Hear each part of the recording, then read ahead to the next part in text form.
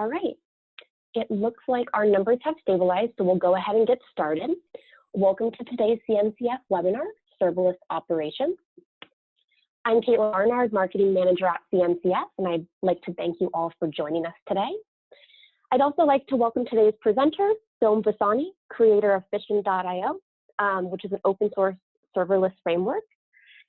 He'll be talking about serverless applications on Kubernetes today. So just a few housekeeping items before we get started. You, as an attendee, are not able to speak during the webinar, so there is a Q&A box at the bottom of your screen. So if you have any questions during the webinar, please feel free to drop them in there, and then we'll get to as many as we can at the end. Also, the session is being recorded and will be sent out afterwards along with a link to the presentation, usually within about 24 hours. So with that, I'll hand it over to Soam to introduce himself and get started. Thanks, Caitlin. And hey, everyone, I'm Soam Vasani. I work at Platform 9 on the Fission framework. I created this framework about a year and change months ago.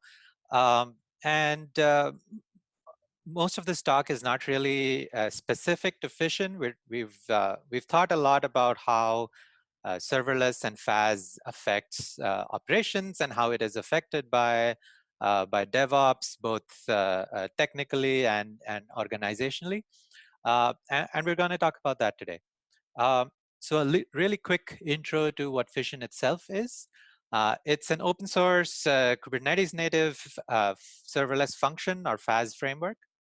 If you're familiar with AWS Lambda, the idea is very similar, except that it's open source and you can run it in a Kubernetes cluster, which means you can run it on-premise, in the cloud, wherever you can run a Kubernetes. The main design goals of this framework are that it's easy to use, so you don't have a steep learning curve. The goal is to make developers very productive. And it's also designed to be fast in its actual runtime performance. More specifically, we've tried to make tunable cost-performance trade-offs, and we'll go into this a little more deeply later in the presentation. But first, I'd like to zoom out a bit and motivate serverless itself. A lot of the motivation for serverless has been around developer productivity, the idea that developers can focus just on application code and have frameworks take care of more and more of the infrastructure layers. And serverless frameworks have been very successful at that. The other motivation has been economics related, which is that services that are idle, ideally, you shouldn't be paying for them. So you want to pay just for what you use. And both these motivations mean that serverless is going to occupy a really important part of the software stack. And importantly, even though we're talking about paying just for what you use, there are on-premise benefits too. And again, we'll go into this a little deeper, but generally the idea is that you can improve your resource utilization, even if you can't directly see how it affects your costs. So now that we've talked about serverless and the developer benefits, as well as the cost benefits, what does it really mean to take serverless apps into production? We want all these productivity advantages. We think it's useful both in the public cloud and in the data center. But what we really want is to be able to go faster, both safely and at scale. Let's dive into what that means. That the general idea of DevOps has always been that we want productivity, but we also want safety. We want to reduce the risk of deployments, and we want to do all this at scale, not just scale of infrastructure, but also the scale of the organization.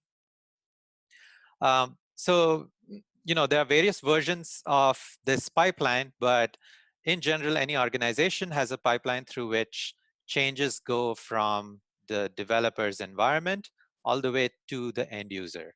So a typical pipeline might have some sort of pre-merge checks. These may run on the developer's laptop or in a CI system. and they run before the code affects anybody else other than that developer. Assuming those checks are passed, you go to the next step, which is building and packaging to make this thing ready for distribution. Then it goes through some more steps of validation and approval. If there's a staging environment, it goes there, and this is an environment that's as close to production as possible, but doesn't actually affect production users. And finally, it gets deployed to production, but that's not the end. You still have to make sure that it stays up, that it's healthy, and so on. And having done all these steps, that code is now ready for, that change is now ready to be shipped to the end user. So the general idea of DevOps, if you notice, so many of these steps are basically about safety, about making sure that your change doesn't break things for the end user, doesn't break your product and your applications. So what does this mean for FaaS? What specific concrete ideas and steps and recommendations can we take from this? So we took a shot at making some patterns and figuring out how they apply to FaaS and serverless. I'm just going to quickly go through these, but we'll dive into each of them in a lot of detail. Really, the beginning of everything is how you specify your applications. And that kind of sets the stage for what your tooling can and cannot do. And we're going to argue that declarative configuration is really the best way to specify applications. We're going to talk about live reload so that you get fast feedback on bugs, about record replay for better testing and debugging. And as we go closer to the later stages, they're more related to production and operations. So we'll talk about reducing deployment risk with Canaries. We'll talk about monitoring, metrics, tracing, logs, alerts, all that stuff. And finally, we'll take a little bit of a tour into cost optimization, which is a pretty big topic. Okay, so let's dive into the first one. How do you specify your applications? What is the best way to tell the system what your application is made of? Where are the functions? Where are the events, and so on? So there's broadly two ways of specifying or configuring an application for such that it's ready for deployment. There's the imperative way, which is essentially composed of a series of verbs. So you say, take this, do that, copy this file here, execute that file there, open this port there, and so on.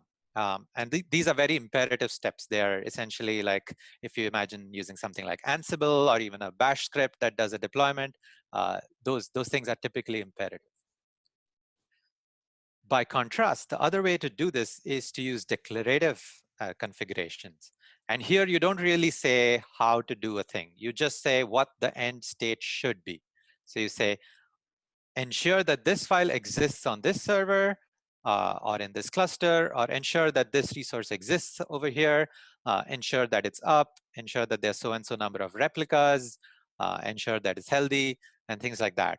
And it sounds kind of subtle, but what's enabled by declarative stuff is pretty different from what's enabled by imperative things.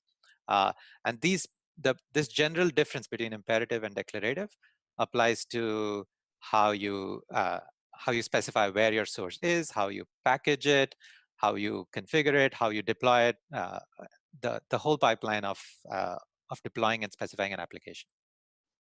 So why declarative?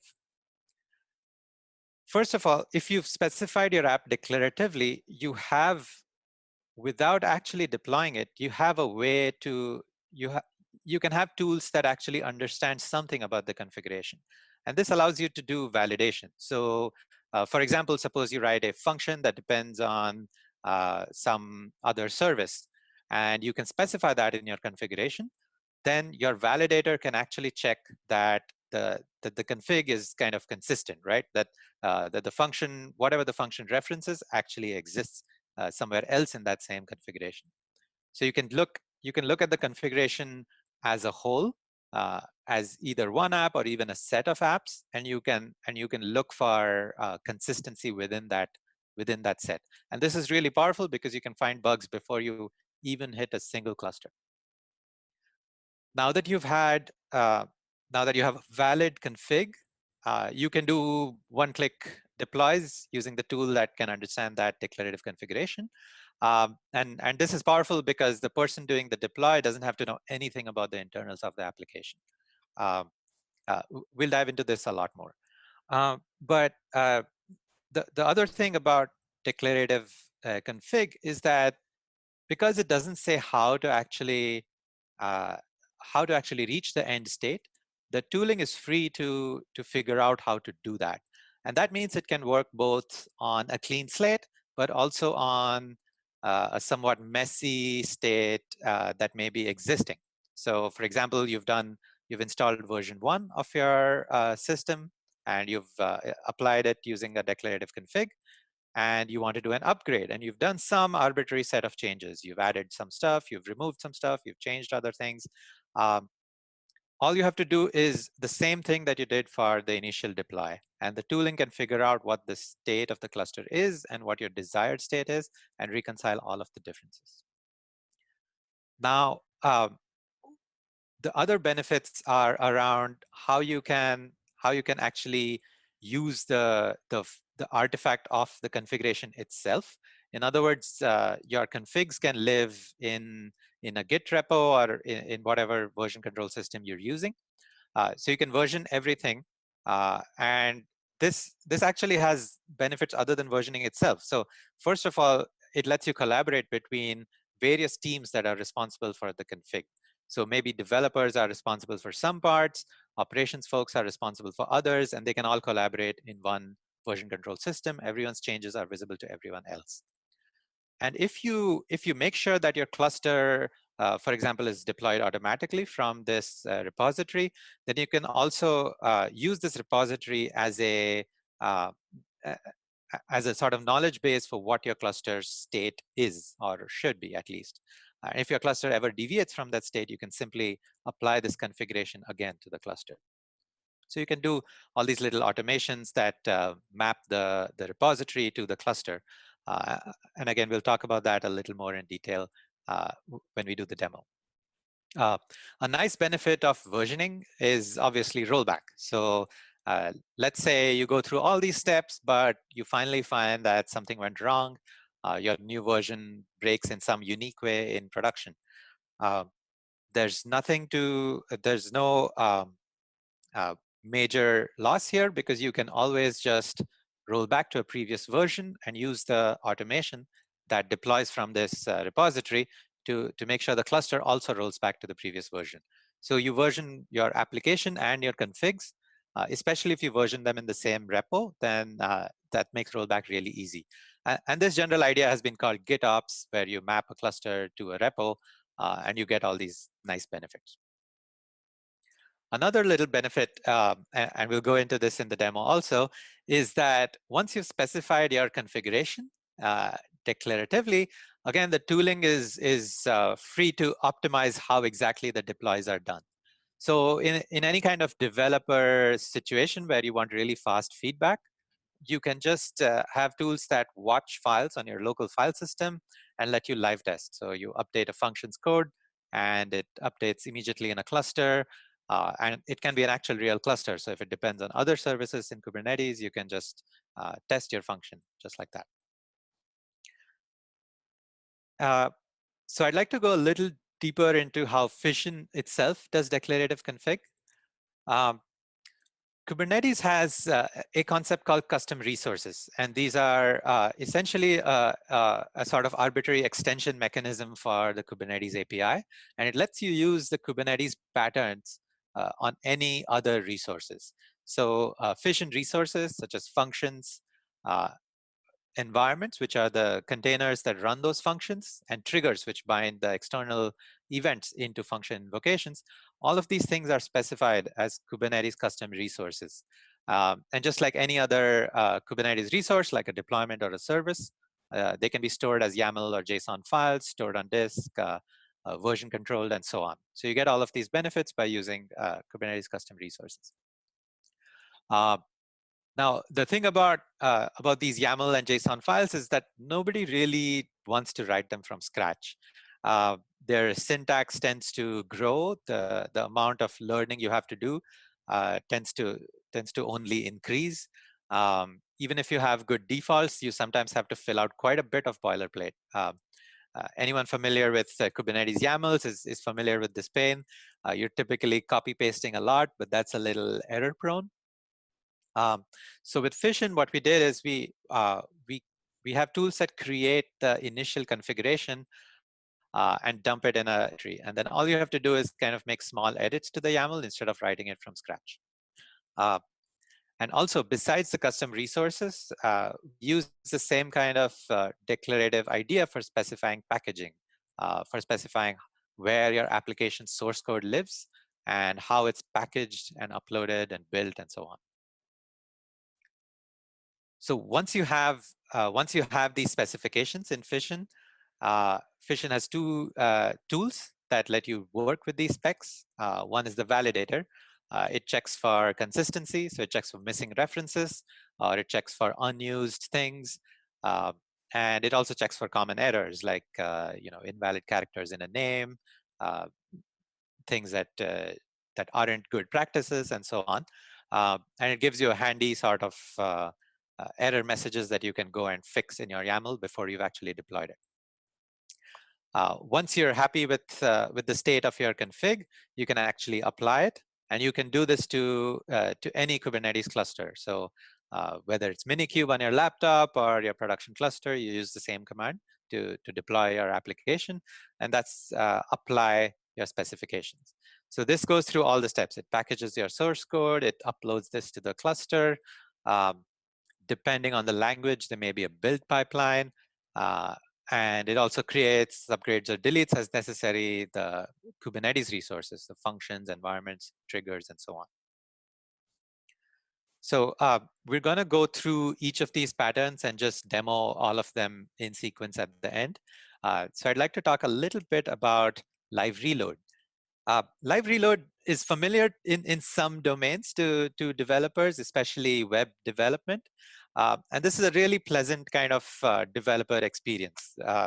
You're just typing your source code somewhere in your IDE, and you hit the save button, and you switch to either a browser or a test environment. And you can just immediately test your function. You don't have to run any scripts. You're just somewhere in the background, a tool is running that's making the cluster equal to your source code. So what's the point of doing this? The real one of the key ideas of DevOps is to accelerate feedback loops, and it's consistently true at various stages that the sooner you find a bug, the cheaper it is to fix. And this is quite nonlinear. So if you find a bug within minutes of creating it, of writing the code, then all you have to do is go back to that same environment and fix it. But if you find it, say, 3 months after you wrote it, then you've probably deployed it. It's affected users. You have to dig deeper into why the bug occurred. Typically, the developer has sort of paged out the context from their head. So really, live reload is a sort of big benefit in being able to create good quality code. And again, any system that has declarative configs is in a good position to create live reload tooling. And again, coming to Fission, the same apply tools can be used to do live reload. So you just add the watch option to the spec apply command, and this runs a continuous loop where it watches the file system. It gets alerted whenever you save the file in an IDE, and it pushes it to a test cluster, which again, it just uses your Kubernetes configuration. This process typically takes a second or two. Of course, it depends on how big your function is, how big your changes are, how much rebuilds need to be done. But typically, a few seconds is all it takes. And note that you're testing on a real Kubernetes cluster. So if your function talks to a database, you can just run a sort of test instance of that database on that cluster. And you have a fairly high fidelity test going on. So again, fast feedback leads to high quality code. Continuing this theme of being able to test and debug things, a really interesting pattern is record replay. Record replay is not new, and it's been tried in various environments at over various points in in the history uh, uh, of our infrastructure stacks. Uh, but there's a few things about FaaS that make record replay really suitable. Uh, but before that, I just want to quickly define what more precisely what it actually is. So the idea is that all the events that can invoke a function, you record them in some form, in some sort of log, such that you can read those events back and you can simulate them again on the same functions or even on different functions. And there's two broad benefits to this. You can test, so you can replay either an event that actually worked on a previous version, and let's say you make a new version, you want to make sure that the new version hasn't broken anything that used to work in the old version. So you can replay a good set of events that used to work on the old version. Essentially, this is regression testing, but made much more painless. You can also use it for actually testing a bug fix. So if an event broke a previous version and you think you fixed it, you can verify this by rerunning that event on a newer version. So regression testing and bug fix testing. And also a really cool usage is debugging. So you can, if you find, let's say that an event broke something in production, but you can almost never take a debugger into your production environment and attach it because it'll break your actual production environment. But you can take a recording of what happened in the production environment and debug it in a separate test environment. So couple of things that make this idea good for FaaS. One is that FaaS functions are typically stateless. So they don't have any in-memory state. They're designed to be able to be terminated and restarted at any point. They kind of expect to be short-lived. And because of that, we don't have to replay every event since the beginning of time. The state of a function is pretty much determined by the event that invokes it and possibly the other services that it talks to.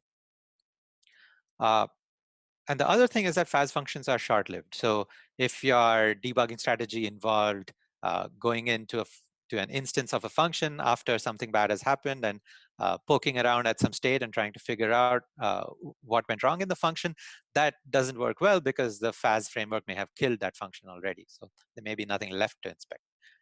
So record replay really helps you with stateless things that may not be alive by the time you get around to trying to debug the problem. Broadly, there's two use cases here. A developer in their own tight change and test cycle can use record replay. That just makes testing easier. So you can, for example, manually do some sort of interaction with your function with recording switched on, and then you can replay that, all of the events that occurred there. And this is essentially an automated way to do testing. And the other way is that operations teams can enable recording on some sort of subset of production traffic. For example, you can record only the requests that cause errors. And then that log can be given to the development team as part of a bug report. And the dev team can simply take that log, dump it into their dev cluster, and reproduce the problem and debug it. They can even verify their change on the same events, and then ship that change back to the operations team. So up until now, a lot of these features have been mostly dev optimizations, making devs more productive, trying to increase quality by reporting bugs faster. But this last idea essentially improves collaboration between ops and devs, and it lets ops teams give far more precise bug reports to devs. So imagine getting paged with a link that when you click it, takes you straight into a debugger that that's already loaded with the event that broke your function. And all you have to do is step through it, look at your code, and figure out what went wrong. So essentially, we can record replay can automate and make pain-free the steps of reproducing a bug. And that leaves the devs just to deal with the actual bug in the application. So in Fission, we have a built-in record replay system. It can store HTTP requests. For now, it's mostly based on HTTP. It can also store the responses, and then you can do filtering based on that. So you can say, find me the recordings that failed, or find me the recordings that succeeded, or find me the recordings that took a long time. So replay the slow requests, and you can replay on demand. And it lets you create configuration for how exactly these events are stored and how they're retained. And you can, of course, replay either on the same function or on a new version, or you can run a debugger on the old version. So moving on to more production-ish practices. I'd like to talk a little bit about incremental deployments, specifically Canary deployments. The general idea of Canary deployments is reducing risk at the last step of the pipeline. So even if every step of the pipeline, the pre-merge checks, the staging, the validation, approval, CI, even if all of that is really good, production itself tends to have unique problems that can break your code in unique ways. So even after all qualification, it is a good practice to instead of shipping a new version to 100% of your users, to just take it to deploy it to the cluster, but only send a fraction of users to that new version. And often these can be some sort of dog food users or users who have signed up for beta and so on. And then you monitor whether your API, your services are succeeding, are healthy with that new version. So if that's happening, you can gradually increase that percentage. And if it's not happening, you can roll back. So just to explain more concretely, if you have version V1, you've tested and qualified V2, the idea is to deploy both V1 and V2, but only send some fraction of users to V2. So that's the idea of Canaries. And you have to monitor whether V2 is succeeding. So that brings us to the next idea, which is that if you have to monitor whether a version is succeeding, there's some potential for automation there. So especially in a FaaS system, because we're running specific functions, the framework knows whether that function succeeded or failed usually. So we can define some sort of threshold for errors and say that if a function is erroring out a lot more than it used to, then we should not proceed with the Canary deployment. And conversely, if it's doing well, then we should keep gradually increasing the traffic that goes into that function. So you can actually automate that whole loop of increasing the traffic to V2. And Fission has automated Canaries built into the framework. You can configure various parameters. So the fraction of traffic for a new version, the threshold that defines an error, and let me go to a picture instead. And usually, if you draw, let's say on the y-axis, a fraction of traffic, and on the x-axis is time. And let's say the blue version is your old version and the green version is the new one. So before that start, to the left of that, 100% of your traffic goes to the old version and nothing goes to the new version, even though it's deployed. And at some point you say, okay, let's send 10% of traffic to the new version. So now 95% is going to the old version and 90% is going to the old one. And 10% to the new one, and the system is monitoring whether this is succeeding. All of the parts of this picture are configurable. So the width of that step is the interval of the Canary deployment. The height of the step is the increment that occurs at each step. So essentially, you can define how fast your rollout occurs, and it can be over the course of minutes or even the course of several days. It depends on how much traffic you're getting, whether you're getting enough of a sample size within within the window, and there's kind of interesting things to tune here in a Canary deployment. So we'll go into this a little more in the demo, but I'd like to switch a little bit to the monitoring side of the house. In general,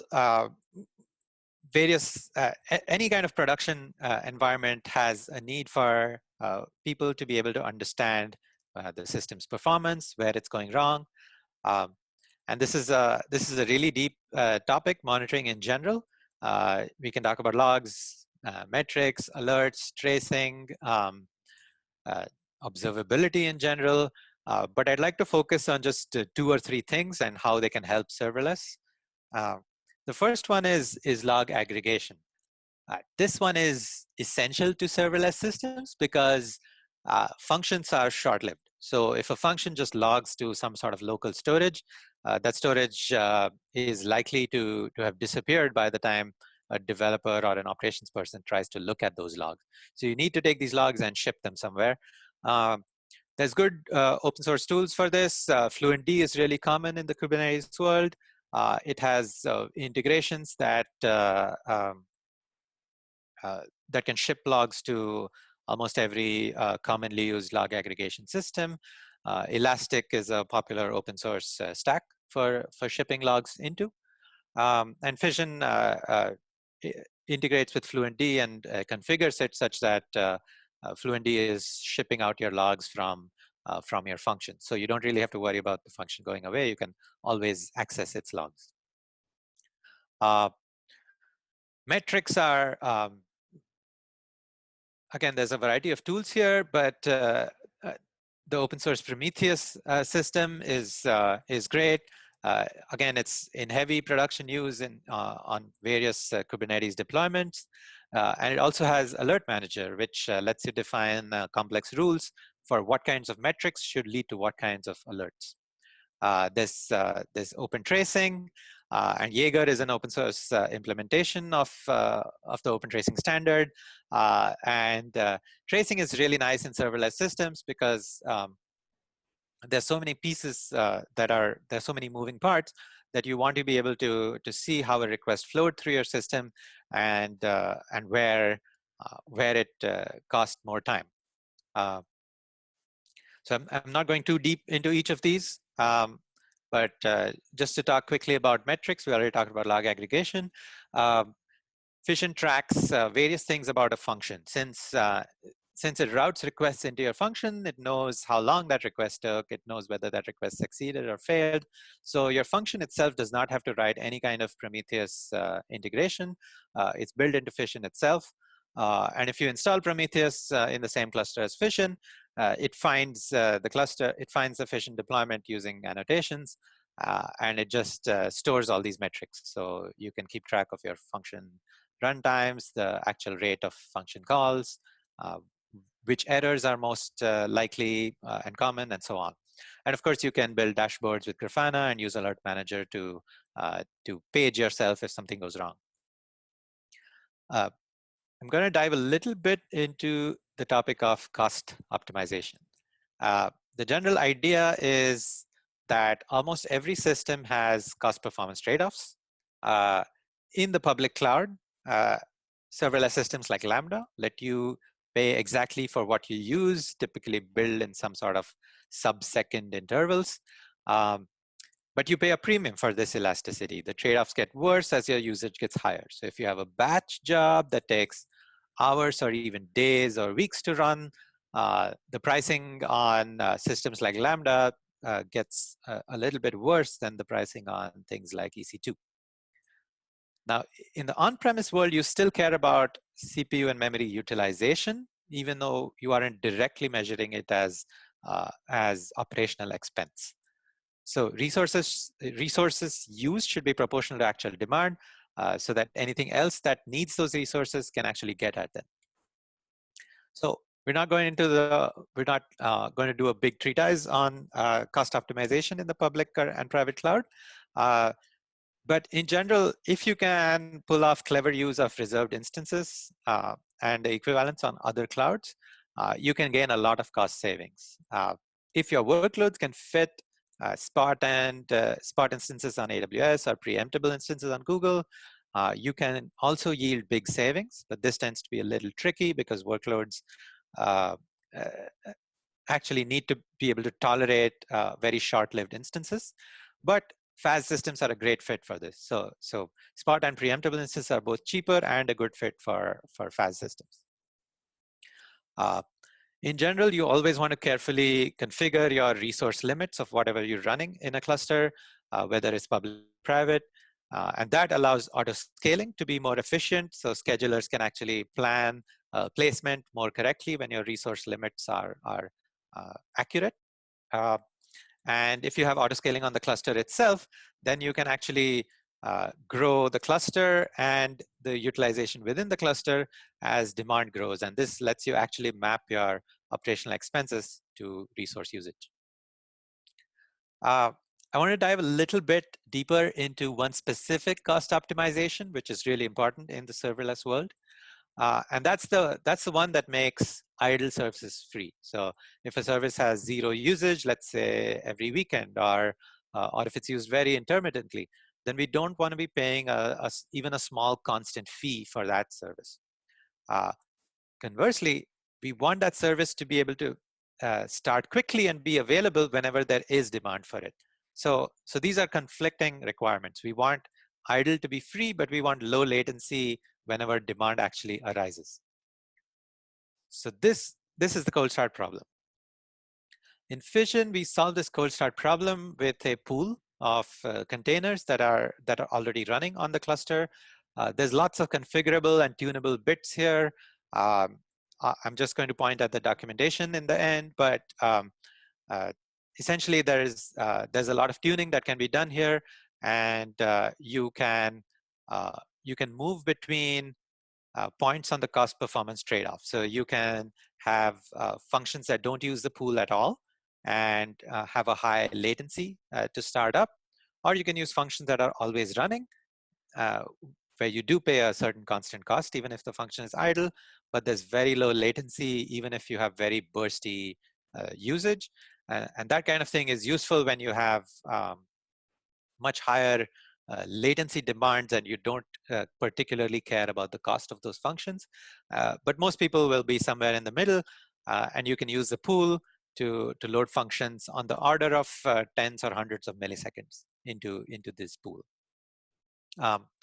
Interestingly, because you're using an open source stack, Kubernetes and Fission, you're not subject to the Lambda pricing model. So if your workload doesn't fit the usage that Lambda optimizes for, so for example, if you have a batch workload or you're using your functions for almost the whole day or even several hours a day, you can use the cheapest possible instance that works for you. So you can use reserved instances if you're using your functions a lot, and you can use Spot instances if you aren't using your functions a lot. And even on-prem usage can have cost savings because you can utilize your infrastructure better. More generally, Fission lets you configure CPU and memory resource usage on your functions. You can also tune various auto-scaling parameters, such as when you actually trigger increase in the number of replicas and when you trigger a reduction. You can also trigger the start and end of those. So if you set minimum scale to 0, you actually have idle equals free. But if you set it more than 0, you've guaranteed a low latency for your APIs. Okay, so we talked about a lot of things. I'd like to demo some of them. And I'm going to quickly do a little hello world, talk about declarative configs again, and show how they work in Fission in particular. I'm going to do a quick little live reload demo. I'm going to show you a small record replay demo, and then we'll kick off a Canary deployment on a cluster. So let's see. Here we go. Okay. So the first one is, let's just start with hello world. Okay, so I have a Kubernetes cluster This is a 5-node cluster on GKE. Okay, so yeah, this is just to show that I have a Kubernetes cluster. I've installed Fission and Prometheus on this cluster. I'm not going to dive into each individual component, but Fission, of course, runs as a set of services on Kubernetes itself. Here's a simple hello world JavaScript function. It's written in modern JavaScript using async await, and it receives a context which contains the event that actually caused that function to be invoked. And it can return a status that gets converted to the HTTP status, and can return a body. And there's other ways to return, but this is a simple hello world, so we use the simplest way. We create a Fission environment. So a Fission environment is essentially the runtime container that knows how to run that function.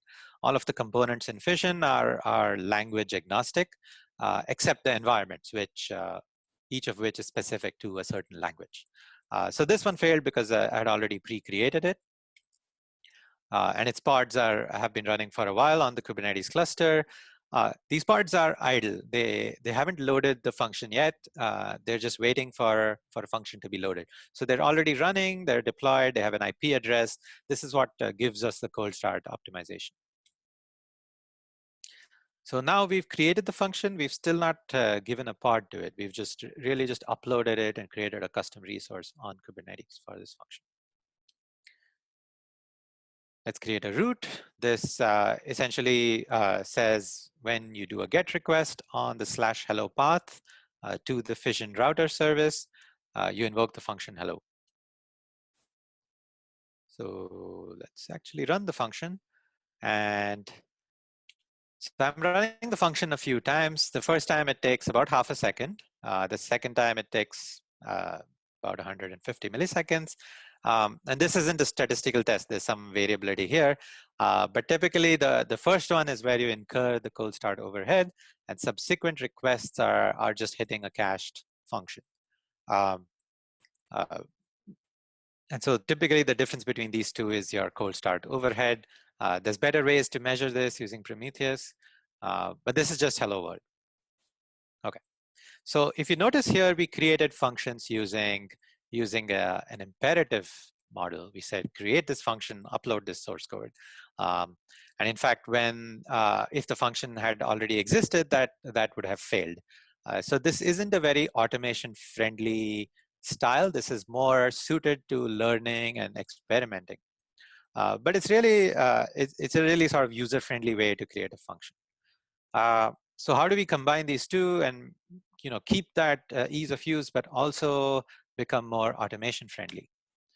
And so for that, stepping back to this Hello World demo, I forgot to tell you that the pod is now actually labeled with that function name. So you can use usual Kubernetes tools to find that pod. If you have any kind of external log aggregation system, like say Stackdriver on Google or the equivalents on Amazon, you can search for this function by label and you will find your logs. Fission also builds in a little log database optionally, so you can use commands to find those logs. But I'd like to go into declarative specifications.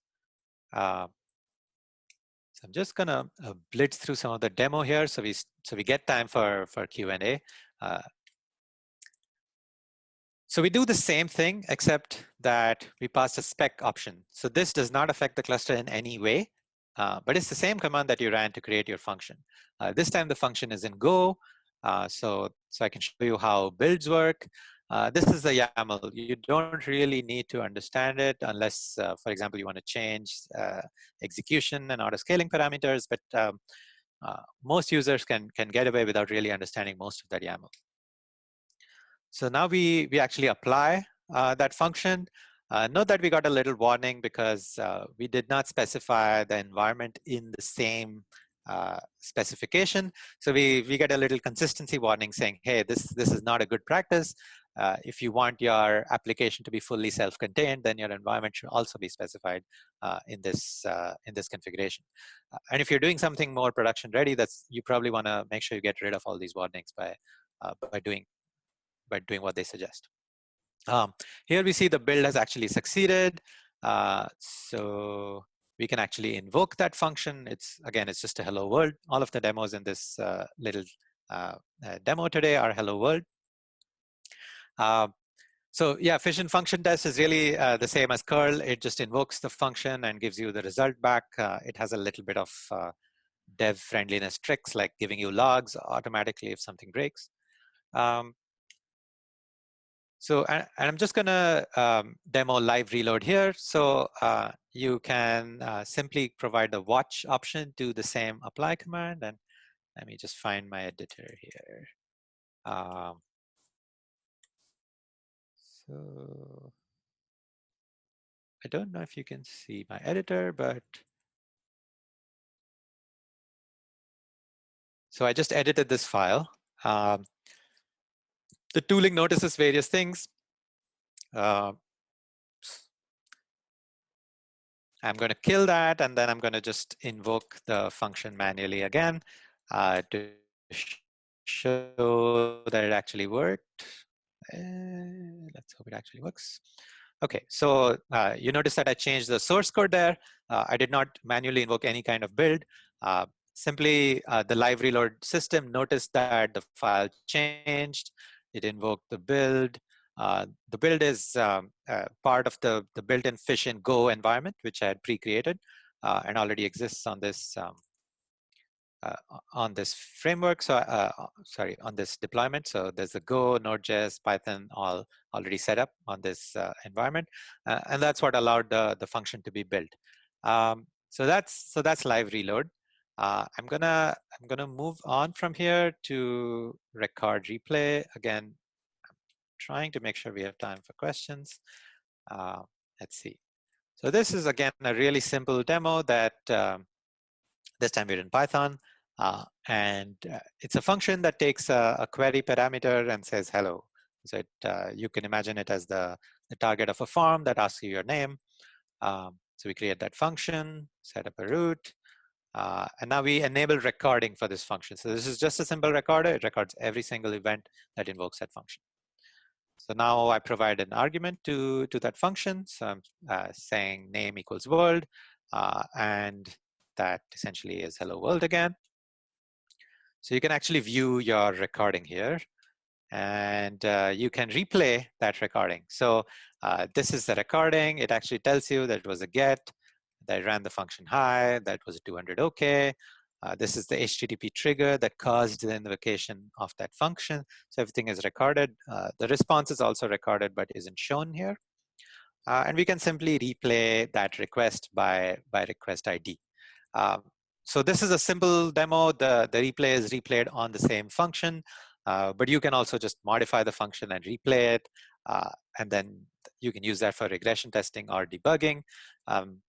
There's also an unreleased bit where you can simply pass -- debug, and it'll drop you into it'll output a debugger configuration for an IDE, and you can just open your IDE and start connecting to a remote debugger and debug your function, which is already in the environment that caused your error. So moving on to Canary deployment. I'm going to run through half of this and show you just the end, because Canary deployments are typically slow. So again, we have a Fission cluster, a Kubernetes cluster, Node.js is set up, and we have two functions. So there's version 1 and there's version 2. They don't do anything significantly different other than tell you what version they are.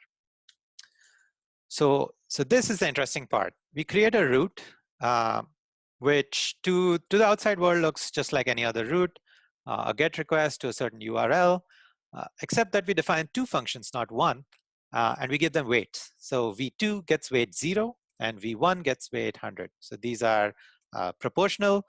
So 100% of traffic is sent to V1 and 0% to V2. Now let's start sending some traffic to this function, and I'm going to switch to my Prometheus deployment and okay. So here we can see the traffic starts coming in. The red function is V1 and the blue line is V2. Since we are short on time, I'm not going to wait for the entire Canary to actually complete. But just to quickly show you what's possible, you can create a configuration. You can give it the two versions, your current version and your last version.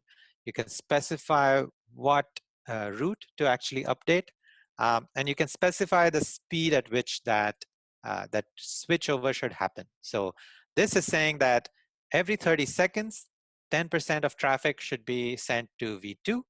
And if more than 10% of function invocations fail, you should call it quits and roll back completely to V1. And all of this is automated simply by creating this configuration. So you can see a little bit that this is already happening, but I'm just going to switch tabs to where I already ran this a few hours ago. So the red function here is V1, and the green one is V2. So back here, V1 had 100% of traffic, and as you can see, V2 starts to get traffic. There's a cutover point at which they're close to 50%. That keeps progressing because both functions, because V2 is successful here, and when the interval's over, V2 has 100% of traffic. So this is still going on in the new one. But I'd like to quickly switch back to a few links that you can use to follow up. I'm not going to go too deep into Fission itself, but there's functions, environments, triggers. I already spoke about this a bit. We can cover this in later offline if you like, but there's support for various languages and triggers. And I'd like to leave you with a few links. Fission.io has links to the installation and documentation. Here's GitHub links and installation links. Some of what I've demoed is unreleased, but is on branches on GitHub. So Canary deployments are coming in Fission 0.11. We're currently at 0.10. You can always follow GitHub milestones to see precisely when and what is coming out release by release. And finally, we'd love to talk to you on Slack. Join our Slack, slack.fission.io. Talk to us on Twitter. And I'm going to leave the slide up here and see if there's time for questions. Awesome. Thanks, Som, for the great presentation. Thank you. Let's try and get to a few questions within the next 5 minutes. And then if we don't get to any, we'll make sure everyone gets their answer after the fact. Yes. So how does Spec handle ingress annotations with respect to Fission functions, such as north-south via an API gateway? Yeah, so so this is kind of almost any Kubernetes resource can be specified declaratively, right? The ingress answer is a little bit longer. So one thing we did with our HTTP triggers is we have a little flag that that you can just set to true, and any HTTP trigger with that flag set to true creates an ingress resource automatically. So there's a Fission controller running that's watching these resources, and it creates an ingress resource if you specify that you want one. And assuming your cluster is set up with an ingress controller, that causes ingress to actually create a route into your function. There's other things you can do, and I'm not going to go deeper into managing ingress itself, but you can use all your standard Kubernetes tools, kubectl itself, Helm, and so on to manage other non-Fission resources. Should I go to the next question? Yeah, so next one, where are the Fission events stored? I assume this is about record replay. So there's an optional, so assuming you enable the recording feature, today they're just stored in Redis, and it's installed with a certain amount of limited memory, and you can define when and how they are deleted. But the feature itself has an abstraction layer, so they can be stored in other databases or even on S3 and so on. But today it's just Redis. I hope that answers the question. And where? Yes, if that doesn't, please drop a question back in the Q&A tab. And where are the recorded requests persisted? So today they are not. Well, you can set up again. This is the same question. The Redis setup can be installed with persistence or without it. You can also dump them from the CLI, and then you can have custom tooling that works with those recordings. So you can create a test from it, load it back into another cluster, and replay them. But today the answer is you can just set up Redis persistence. All right, awesome. So is it possible to set up dependencies to be used by the function? Yes. Thanks for asking that. The Fission environments actually have two containers that are part of them. There's the runtime and the build time. And you saw this a little bit with Go, where we do builds. So any function has two archives associated with the source and the deployment. And the source can specify requirements, like in Python, you can have a requirements.txt. In Node.js, you can have a package.json, and each language has some sort of equivalent. And the builder will take care of actually fetching those, creating an artifact from that, storing it. I can point at documentation for how to actually use this stuff, and there are examples on GitHub under the examples directory for both Python, Node, and Go. So yeah, dependencies can be automatically pulled. The other way is to actually make custom environments, so you can store them in your container.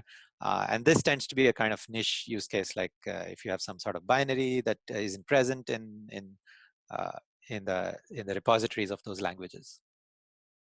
But yeah, dependencies are well supported through the builders. Okay, all right, great, thanks, Tom. We're almost on time. I wanted to sort of plug a very closely related project that might be useful to folks, and that's Fission Workflows. So just go to the fission.io, and we have much deeper information on the workflow system, which lets you orchestrate functions together. Okay, I'm done. All right. So we are at the top of the hour now. So thank you everyone for joining us today. Just a reminder that the recording and slides will be online within 24 hours. And thank you, Film, again for a great presentation. And we look forward to seeing everyone at a future CNCF webinar. Have a great day, everyone. Thank you for attending, everyone. Thanks, Caitlin.